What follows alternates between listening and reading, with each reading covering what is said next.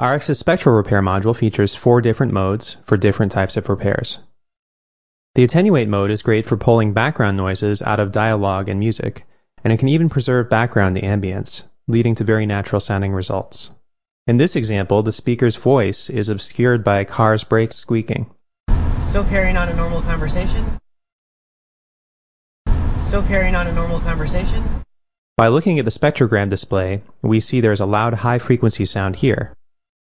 This is most likely the sound we want to remove, but we can also select by time and frequency, and then preview this selection to be sure we're removing what we need to.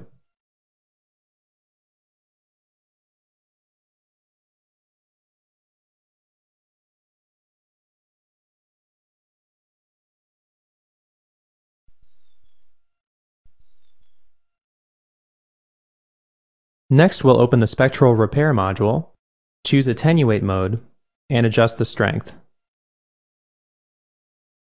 Setting strength too high may remove too much natural ambience, but not setting it high enough may leave some of the noise we want to remove. Still carrying on a normal conversation? Try starting with the default settings and tweaking them until you're happy with the result.